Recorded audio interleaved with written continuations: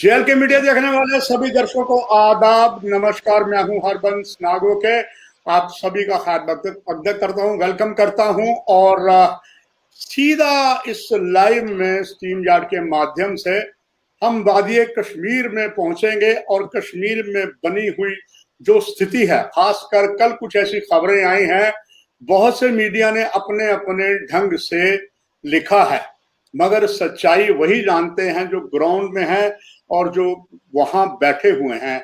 और मेरे लिए फक्र की बात है कि जेल के मीडिया के साथ गुड मॉर्निंग कश्मीर जो डेली इंग्लिश न्यूज़पेपर है और उनका अपना वेब पोर्टल भी है, यूट्यूब भी है, जेएल के मीडिया, उनका है गुड मॉर्निंग कश्मीर। और उनके एडिटर इन चीफ लंबे समय से जावेद अशरफ शाह, जावेद साहब हमारे पास हैं। जावेद शाह साहब आदाब है, आपका खैर मकदम। बहुत बहुत शुक्रिया हरबंस जी। यहाँ बहुत सी खबरें चल रही हैं कि जो वहां पर तहरीक हुर्रियत कॉन्फ्रेंस है या जो भी संगठन है, अब खबर ये आ रही है, कोई सरकार ने पुष्टि नहीं की है, जावेद शाह सर, आ रही है कि इन सभी पे यूएपी लगा दिया जाएगा। और उधर से पीडीपी की सर्वा महबूबा मुफ्ती ने जो बयान दिए हैं, कईयों को रास नहीं आ रहा है। आपसे जानना चाहूंगा कि कश्मीर क्या सोच रहा है, कश्मीर के सहाफी किस नजर से देख रहे हैं, कश्मीर का आवाम किस नजर से देख रहा है, और वहां आम क्या चर्चाएं इस वक्त चल रही है। हरबंस जी, जैसा कि ये खबरें पिछले कई समय से बहुत ज़्यादा चल रही हैं, जब से अफगानिस्तान में भी ये जो तालिबान ने टेक ओवर किया है वहाँ पे भी, तो उससे इम्पैक्ट पड़ा यहाँ पे, सब कॉन्टिनेंट में भी उनसे इम्पैक्ट पड़ा कि हालात थोड़े से गर्मा गए उससे। यहाँ भी अगर हम देखें कि यूटी एडमिनिस्ट्रेशन जो है, उन्होंने कड़े कदम कुछ लिए हैं पिछले कई समय से सेपरेटिस्टों के खिलाफ। ये भी उनमें से एक कदम है। इसका माना जाता है यहाँ पे, ये भी माना जाएगा कि इससे किसी न किसी तरीके से इसका लिंक इलेक्शंस में भी बढ़ सकता है, और यूपी इलेक्शंस खास तौर पे इसमें जो आ रहा है अभी, तो उसका भी ये थोड़ा सा कनेक्शन है। जहां तक लोगों की बात है, लोगों का तो ये है कि उनका बिजनेस एज यूजुअल चल रहा है, उनका ज्यादा इस पे ध्यान नहीं चल रहा है। हाँ, ये जो बैन वगैरह हो रहा है, उससे किसी को कुछ ऐसा खास इम्पैक्ट तो नहीं पड़ रहा है। जावेद शाह साहब, ये बात सच है कि जो तहरीक हुर्रियत कॉन्फ्रेंस है, 2003 में जब जमात इस्लामी की मदद से 14 साल पहले गिलानी साहब ने इसको बनाया था, और 2018 में वो बीमार भी हैं, मोहम्मद अशरफ सरहाई साहब को इसका खुद ही गिलानी साहब ने उनको सर्वोसर्वा बना दिया, मगर बदकिस्मत 5 मई को उनको कोरोना हुआ और जम्मू में जो फौत हो गए, जेल में थे।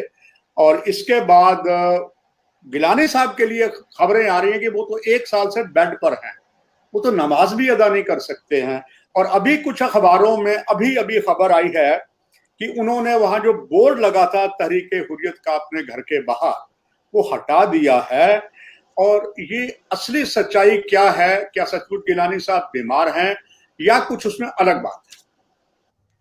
सुनने में आ रहा है, और उनके करीबी जराये से, पिछली बार हमने भी, उनके एक बेटे हैं नसीम गिलानी साहब, उनसे बात की है, तो उनका कहना है कि गिलानी साहब की तबीयत ऐसे तो वो ठीक लग रहे हैं, लेकिन उनके बोलने सुनने या उनकी शक्ति थोड़ी सी कम हो गई है, बुजुर्गी में भी है और उनकी ओल्ड एज चल रही है, तो ज्यादातर वो बीमार रहते हैं और चलने फिरने के उतने ऐसे काबिल भी नहीं है कि वो चल फिर भी सके।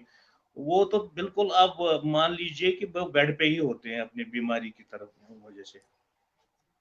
जावेद शाह साहब, बड़े लंबे समय से आप सहाफत से वादी कश्मीर में जुड़े हुए हैं और माशाल्लाह आपने जो डिग्री ली है उसमें टॉप रहे हैं आप कश्मीर यूनिवर्सिटी में मास कम्युनिकेशन में। जावेद शाह, जानना चाहूंगा ग्राउंड रियलिटी जो कश्मीर की है, पहले 2000 जो 5 अगस्त को हुआ, उसके बाद 20 भी गया, 20 भी गया, 21 आ गया। इस वक्त जो आम वहां का पस मंजर है, आम जो सिटीजन है, कोरोना जबरदस्त चल रहा है, तो वो एक आम लोगों की धारणा क्या है वहां पर? लोगों की जो बात करें, हम आम लोगों की बात करें, हम they are struggling to for their bread and butter these days. मतलब ये जो पॉलिटिक्स या सियासत है, मुझे लगता है कि वो बैकड्रॉप पे चली गई है। वजह उसकी यही है कि कोरोना के जो 2 सीजन जो आए, ड्रेडफुल सीजन आए, बहुत यहाँ भी हेवी टोल लिया कोरोना ने यहाँ पे भी। सियासत का जो ताल्लुक है, मुझे लगता है कि लोग अभी अपने मतलब रोजमर्रा की जिंदगी से जूझ रहे हैं, ज्यादा सीरियस वो इसी के लिए कर रहे हैं। लेकिन आप जो ये कह रहे हैं कि उसमें ये जो हुर्रियत है, बाकी चीजें हैं, मैं आपको ये बोलूँ, और आपको मुझसे भी ज्यादा अच्छा पता है कि इसी हुर्रियत की बहुत सी बैठकें हुई हैं केंद्र सरकार में, जहाँ जब कांग्रेस की गवर्नमेंट रही है। कई प्रधानमंत्रियों से भी वो मिले, अटल बिहारी वाजपेयी साहब से मिले, उसके बाद मनमोहन सिंह से भी मिले, अडवाणी जी से भी मिले। तो उनका, लेकिन इस गवर्नमेंट का भी है कि इनका थोड़ा सा ये जो है, उनकी जो अपनी वोट बैंक है, उसके लिए भी वो ये कर रहे हैं। और दूसरा, उन्होंने कुछ हार्ड स्टेप्स भी लिए हैं। उनका क्या मतलब जैसे कि वो कड़े ये जो कदमों पे यकीन रखते हैं। अब देखते हैं, पिछले 2 साल से यूटी की गवर्नमेंट है, कई कह रहे हैं कि उन्होंने जो डेवलपमेंट करना था वो नहीं हुआ, या जो वादे किए गए थे वो पूरे नहीं हुए।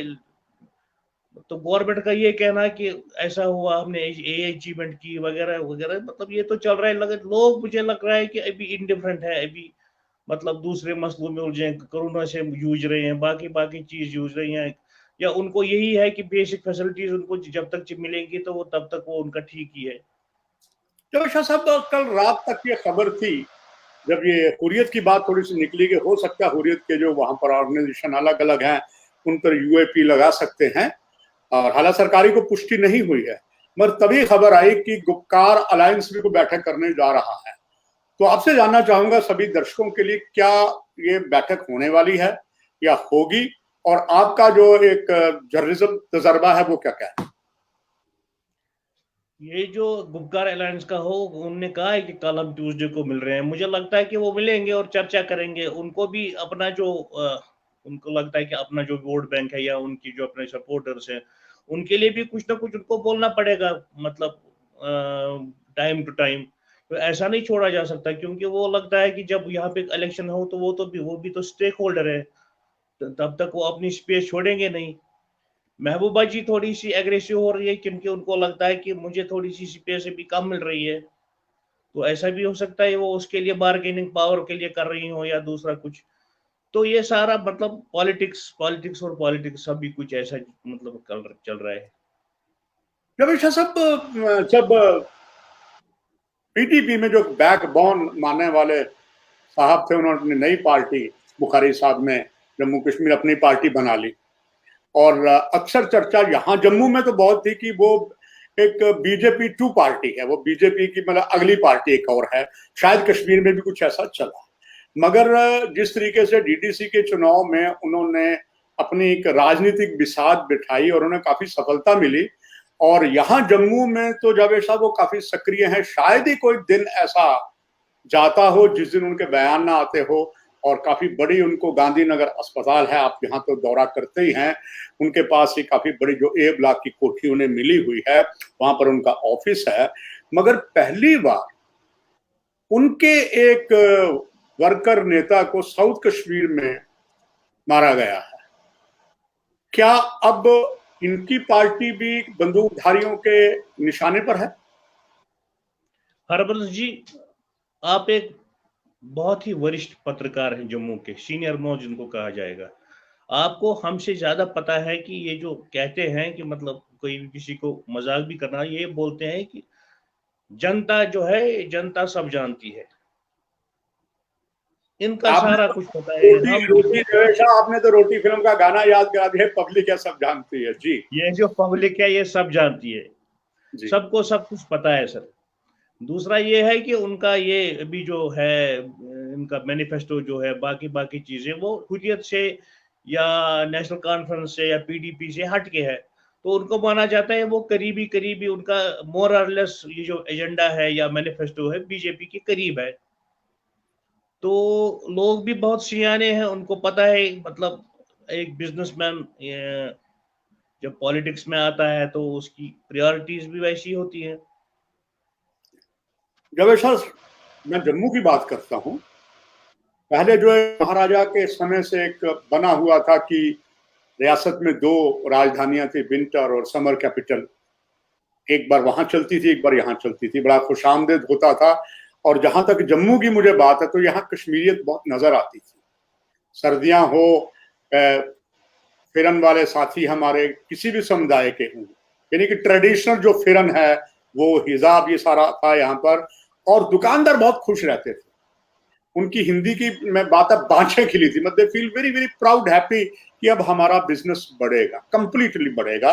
और जब जावेद शाह सर यहाँ से सेक्टर बंद होता था तो दुकानों में, चाहे वो रघुनाथ बाजार था, वेयर हाउस था, या सब्जी मंडी थी, पुरानी मंडी थी, उसमें खूब रश होता था। कहते थे वो जो दुकानदार कहते थे कि जो कश्मीर के एम्प्लॉय आते थे वापस जाते थे, उनके परिवारजन होते थे, तो समझे 6-6 महीने का स्टॉक लेके जाते थे, बहुत अच्छा यहाँ से सामान लेके जाते, परचेजिंग करके जाती थी। और तब जम्मू में सेल भी बहुत लगती थी। मगर अब यहाँ दुकानदारों में बिजनेसमैन का चेहरा लटक चुका है। वो बड़े ही ज्यादा परेशान है कि उनका बिजनेस की बैकबोन टूट गई है। इसी जेल के मीडिया से चैम्बर ऑफ कॉमर्स के प्रेसिडेंट, वेयर हाउस के प्रेसिडेंट और यहाँ के जावेद शाह जी, जो कई दुकानदारों से हमने बात की, क्या और अनहैप्पी। वो कहते हैं पेपर वाला काम हो जाए, ऑनलाइन हो जाए, मगर ये जो कश्मीरियत आदान प्रदान बंद हो गया, जो सरकारी क्वार्टर थे वहां वीरानी छा गई है। जबकि पहले बहुत उत्साह, भाईचारे का माहौल होता था, चाहे ईद होती थी, बकरीद होती थी या दिवाली होती थी, वो मिलन, वो सब कुछ अब वीरानी है। जम्मू में ये सोच रहे हैं, जो कश्मीर के निवासी यहाँ आते थे, आपको बहुत से फ्रेंड मिले होंगे, उनके मन में क्या है, जम्मू के दर्शक भी जानना चाहते हैं। ये ट्रेडिशन था, ये दरबार मुंह का, ये पिछले 100 कई साल से, मतलब मुझे लगता है कि जहां महाराजा के टाइम से भी हुआ करता था। लेकिन ये एक रिचुअल होने के साथ साथ ये एक बहुत बड़ा बॉन्ड था between the people of Jammu and Kashmir. मैं अपनी बात करूं, मेरी मिसेस पली बड़ी है, उनके फादर ज्यादा जाया करते थे सेक्रेटरीट के साथ जम्मू। आज उनका कहना है, वो मुझसे बात करते हुए उनकी आंखों में आंसू आते हैं, उनको वो कह रही हैं कि मुझे कहीं और नहीं जाना है, सिर्फ मुझे जम्मू जाना है। वो बहुत अपना बचपन जहां वहां पे उन्हें मिस किया है, वो जम्मू के लिए बड़ा प्यार। और मैं दूसरा वो आई कैन से प्राउडली, जहां तक हमारे मुल्क के दूसरे राज्यों में कभी कभी कोई मन मुटाव होता था दो समुदायों के दरमियान, लेकिन वी कैन प्राउडली से जम्मू और कश्मीर के दरमियान ये जो लव बॉन्ड जो था, लव प्यार मोहब्बत, ये बिल्कुल बेहतरीन तरीके से रहा। दरबार मुंह जम्मू जाता था, वहां आंखें बिछाए हमारे मतलब डोगरे भाई, बाकी पंजाब जो भी वहां पे इंतजार करते थे, उनका कारोबार चलता था। और जब वो यहाँ पे आते थे, और इसी तरह का उनको यहाँ भी इस्तेकबाल मिलता था। बिजनेस जो है वो आपस में जो भाईचारा है, उसको पॉलिटिक्स के साथ कुछ लेना देना है ही नहीं। वो ये प्रैक्टिस बहुत ज्यादा मिस करेंगे, और ये बहुत एक मतलब दुखदाई बात है कि अब वो मतलब वो मिलना मिलाना बाकी चीजें वो कम हो जाएंगी इससे।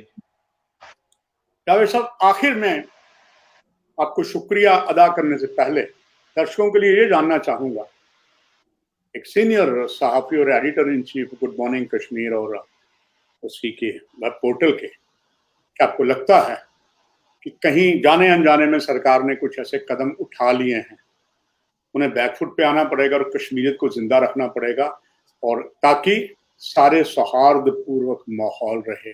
कैसी उम्मीद आप करते हैं? जम्मू और कश्मीर की एक बहुत ही बड़ा, बहुत लंबा इतिहास है, करीबन 5-6 हजार साल पुराना।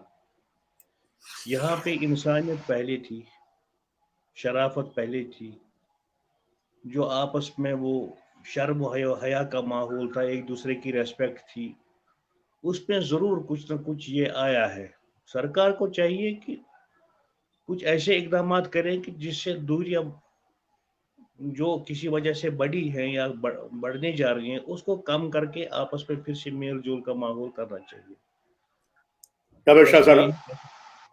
अल्लाह मालिक यही करे कि आपके यही विचार जो हैं तो सरकार तक पहुंचे, चूंकि हमने सहाफत में यही किया है और आशा की जा सकती है सरकार भी से बड़ा सकारात्मक पॉजिटिविटी लेकर जो सरकार से कहीं ब्यूरोक्रेसी से कमियां हुई हैं उनको ठीक करके भाईचारा बनाएगी। आपने जेल के मीडिया से बात की, आपका दिल से तहे दिल से आपका शुक्रिया, बहुत शुक्रिया जावेद शाह।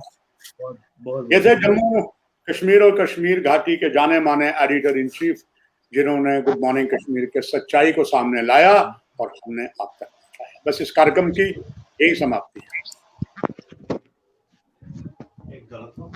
नहीं, ये हुआ।